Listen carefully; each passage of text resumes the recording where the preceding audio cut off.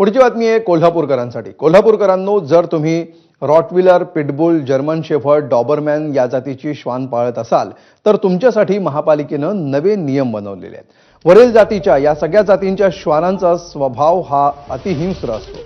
यामुळे त्यांना फिरवताना काही नियम महापालिकेनं बनवलेत। ते नियम पाळले नाहीत तर थेट श्वान जप्त करून मालकावर कारवाई केली जाणार आहे। तशी जाहिरातच महापालिकेनं काढली आहे। फिरवताना श्वानांना चेन किंवा बेल्ट लावणं, तोंडाला मझल लावणं, त्या मझलचा श्वानाला त्रास होणार नाही याची दक्षता घेणं असे आदेश कोल्हापूर महानगरपालिकेनं काढले आहेत। खरंच डॉबरमॅन, पिटबुल, जर्मन शेफर्ड हे श्वान आक्रमक आहेत का, याविषयी श्वानप्रेमींकडून जाणून घेतले आमचे प्रतिनिधी विजय केसरकर यांनी। जनरली डॉग रिकामा सोडायचं नाही।